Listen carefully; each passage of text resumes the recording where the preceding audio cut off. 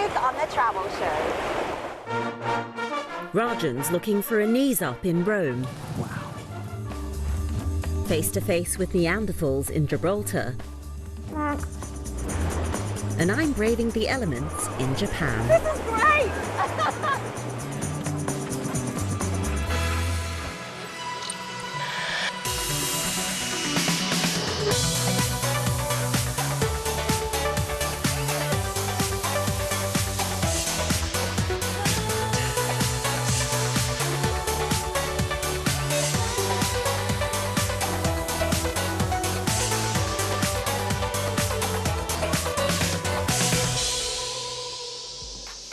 Welcome to the land of the trees.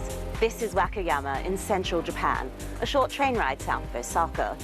And this is where many of Japan's urban population have been coming to escape the congested cities during the pandemic. And I've come to try a style of rafting that you can only do right here. Before that, though, we're off to Europe and Italy's eternal city. Rome, a city that plays to its own tune.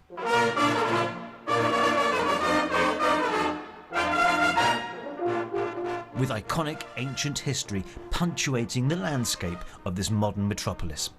Italy itself, though, is actually a relatively young country. For its nation builders, there was only one city that could be capital, and this year is a special anniversary. Because over the next year, Rome is supposed to be celebrating its 150th anniversary as the capital city of Italy. But looking around me now, I get the feeling there's going to be quite the fanfare that they were hoping for.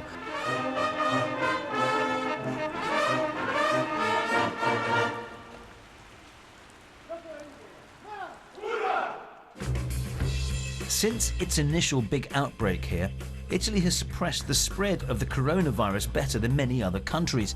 But cases are on the rise and international tourism is still way down.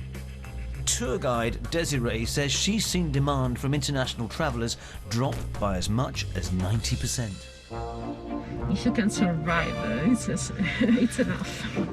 Now we are in front of Colosseum. This is the Colosseum. I think it's still incredible. So who are the tourists that you have been showing around? Where are they from? Only Italian tourists.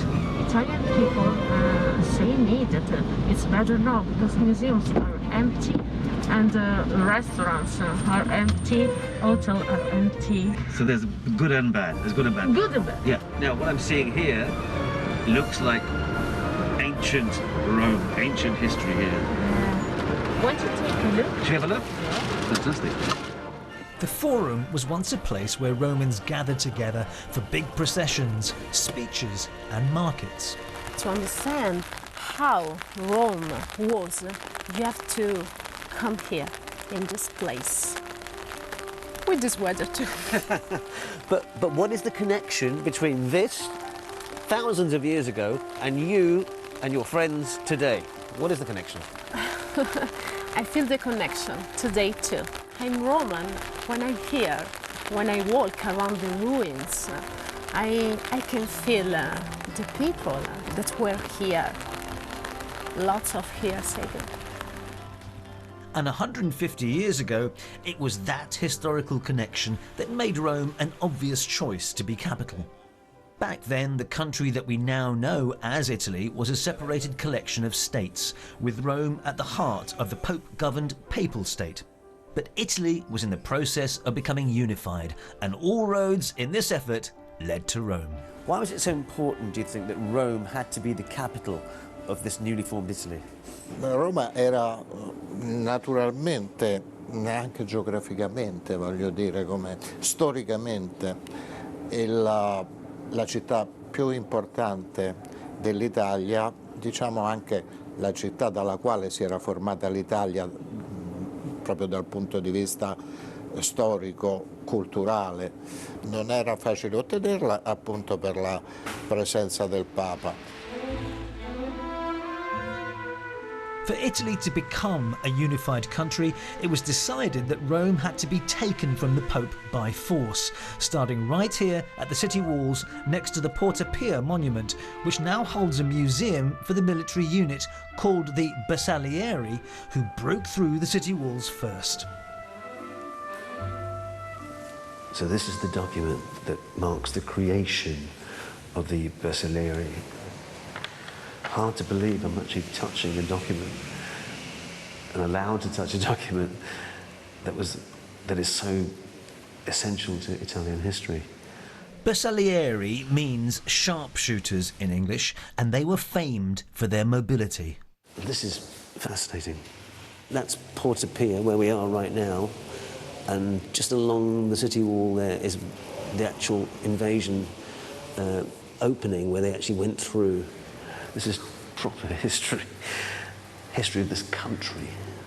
Today, many hold them with deep affection here, and not just for their military accomplishments.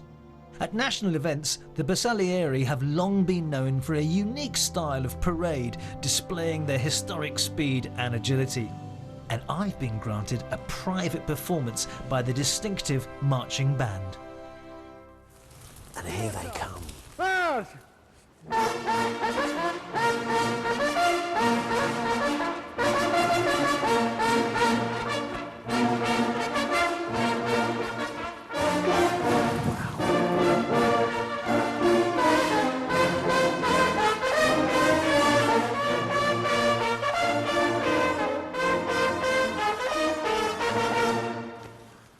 Bravissimo, that's fantastic. Tell me, how easy is it to run and play? It must be really difficult. Correre e suonare contemporaneamente, infatti si arriva con poco fiato. La fanfara quando si sposta sempre di corsa e ogni volta che usciamo dalla caserma e rientriamo in caserma, usciamo ed entriamo di corsa. E per fare questo ci addestriamo molto. What's it like when you're out there in the streets under normal conditions and people are watching you? How does it feel? È un'emozione unica perché speriamo il sorriso e spesso le lacrime in molte persone che ci guardano. È un motivo di commozione anche per noi. La fanfara si comanda col di corsa, march! E rispondono i ragazzi saltando e alzando le ginocchia. So can I have the honor then of giving that command before you start your march? Sì, prego. Thank you. Posto, fanfara Bersaglieri, attenti! Pronti per la corsa! Di corso, march!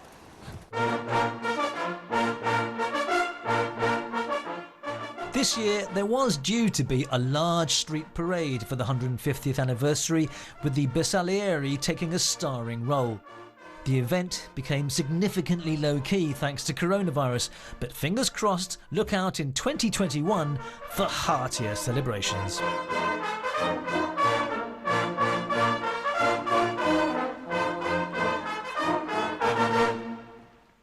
Rajan reporting from Rome. Now over to America, where we are meeting the woman in Alabama putting the sparkle into Mardi Gras. The culture of Mardi Gras is so much fun. We have a good time. I mean, it's fun, fun, and fun.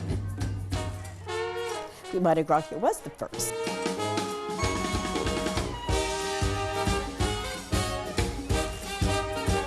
It's done before Ash Wednesday. Everything ceases at 12 o'clock, Tuesday midnight, and then they go into Lent. In Mobile, we're more family orientated. People here come home for Mardi Gras rather than coming home for Christmas. Just kind of party and have a good time and just reunite a lot. I grew up in Mobile, so I've grown up with Mardi Gras in my blood. And I am a Mardi Gras designer for royalty. Ladies and gentlemen, royalty definitely in the house tonight. The Queen and King is selected as the royal ambassador for the city. Now, there are a lot of different organizations, but there are two that rules the city, and that is MAMC, the Mobile Area Mardi Gras Association, is predominantly African American, and the Mobile Carnival Association is Caucasian, mostly of European descent.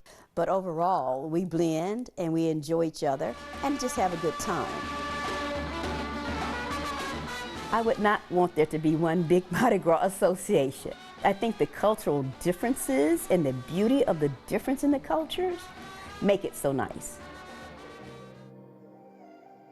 I started sewing when I was 12. My mother was a seamstress. She loved sewing, and I would watch her. She'd make all of my clothes, all kind of little pretty dresses. When I was 12, I said, I need some new clothes. And she says, well, you'll make them. I started making trains for the ladies of the court. My niece was in the court. I made her train, and from that I started making other people trains. A train is around 18 feet long and about 9 feet wide, so they're very large. And they weigh anywhere from 50 to 65, sometimes 75 pounds, depending on the amount of jewels that's on that train. We're gonna get to see this tonight? Yes, we'll get a chance to see it. Mamka, which is the African-American version of it all, had their first coronation back in 1940. Queen and King's coronation is where the queen is crowned. The king is already the king, but he has now selected his queen. But she hasn't become queen yet until she's crowned. So the coronation is the crowning of the king's new queen. Ladies and gentlemen, Her Gracious Majesty, Queen Rosemary Elaine Dunning. We look at them as role models. And you have to kind of have a leader mentality, or you have that leader strength to make the right decisions in life. And what we're doing when we showcase the trains and their coronation, we are showing how that person grew into life to be a role model.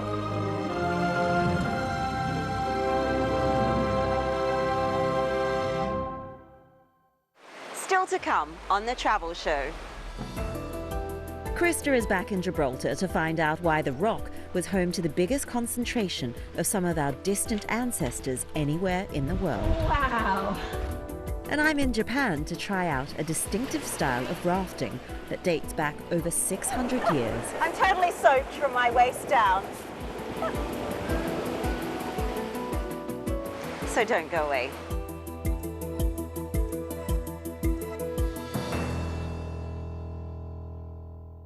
Now over to Gibraltar, where Krista's been to find out what its hidden secrets have been revealing about some of our closest human relatives.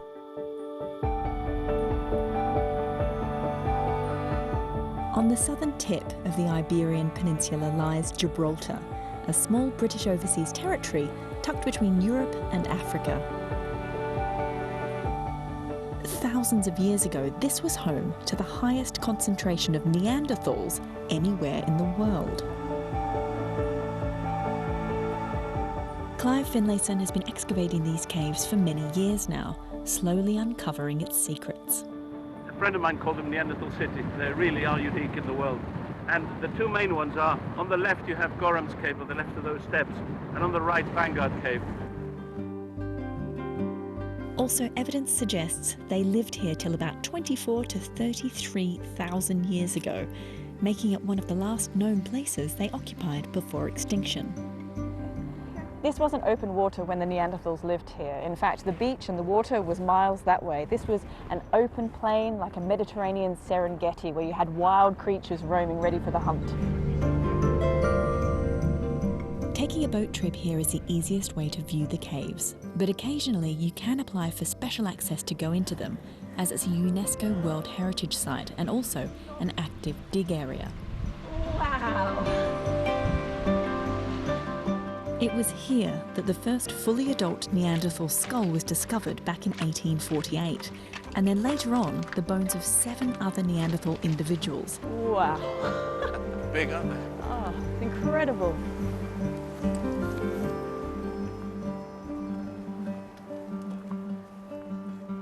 It's amazing to think that, you know, these people were standing exactly where we are now, and they would look out. This fantastic view. Instead of the sea, they would have had the plains out there, herds of animals roaming right across, and they could plan exactly where they wanted to go and do the hunt from here. But of course they could also come back, retreat here into the safety of the cave afterwards. Come and have a look. I mean, what you have here are different events. For example, look, there's a limpet shell there. I mean, we'd have to excavate here, but that may be a place where they were living and eating and then moving along. So each of these layers is an event. So there are hundreds of stories still waiting to be told just in this one cave. And most of the discoveries from the caves can be seen at the Gibraltar National Museum. While Neanderthals are a different human species, researchers have identified a combined total of 20% Neanderthal DNA in modern humans today, a result of interbreeding thousands of years ago. Clive himself has 2.5% Neanderthal DNA. So is this like an artist's interpretation? No, this is a forensic reconstruction, and it's using as much detailed information on Neanderthals, metrics and so on, that we have at our disposal today. This is as close as you're going to get to seeing a Neanderthal or what he or she would look like. Oh, it's brilliant, isn't it? A real twinkle in the eye. Well, I think that's what makes a human. The female is called Nana, and it was her skull that was first discovered back in 1848. The little one, called Flint, was found some years later. Extracted DNA from both has meant that we know what their hair and eye colour would have been. So come on into one of our laboratories. So what is it you're doing here? I'm painting with silicone. Did you start with this and end up with this? I have taken 5 months from the scar to this point. 5 months? That's incredible. It's so detailed. Do you mind if I touch it? Oh, of course. There we go. Oh, You can press. it's squidgy. It's like skin. Exactly, the skin. This model is based on a male skull found in a cave in France, but they now have the skills to forensically reconstruct him here in the museum. So what's the benefit for us for being able to see the flesh of it rather than just the skull? I think it helps to understand and for us to empathize with these people. You put flesh, you give them names, and suddenly you're looking at people. And I think that's what makes the difference. I think part of the hard science that we've done over the years has missed the fact that we have not seen them as people. It's going to be a while before this one's finished, but I just couldn't leave without knowing one last thing. What's the hairstyle going to be? I think rock star style. Flowing locks. Yeah, it was all the rage.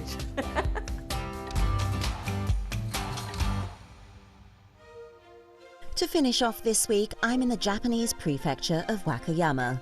They call it the land of the trees.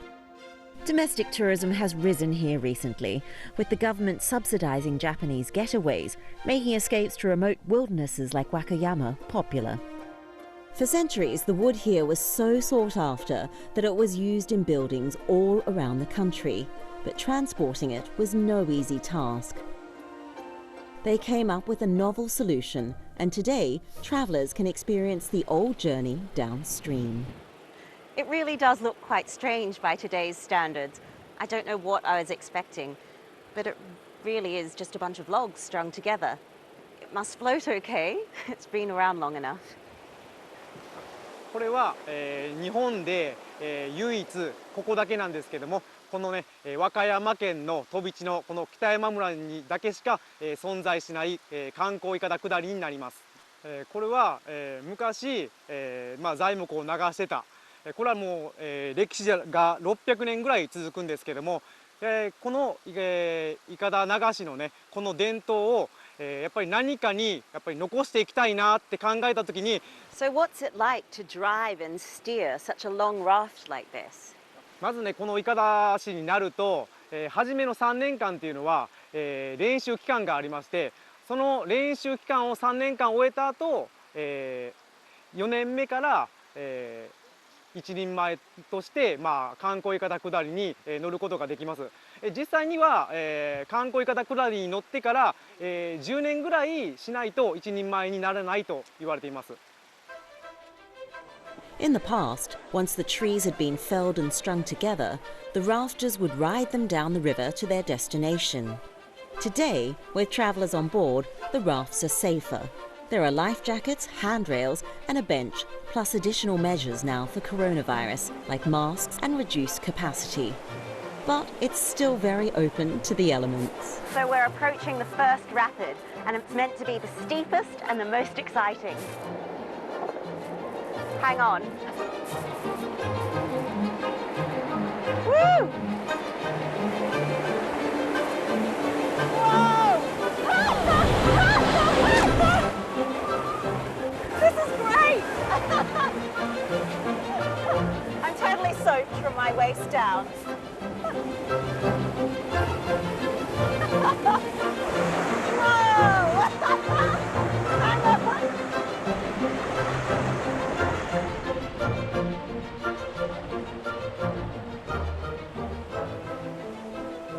This is the slower part of the ride, so to speak. But it's just fascinating to think this is what they would have been doing 600 years ago to transport all the logs down to the city to make the temples and the shrines.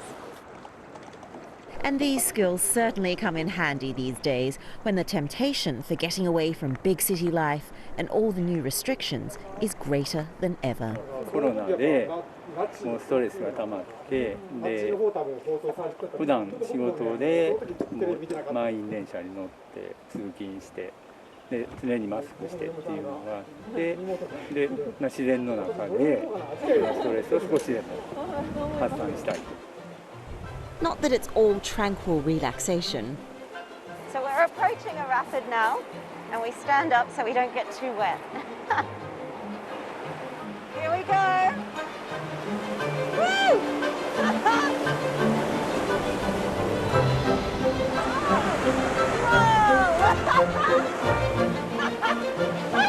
On the side! So that was our last rapid. It was so interesting to watch these four guys navigate this 7-ton log raft down the river, just like they would have 600 years ago. It's amazing.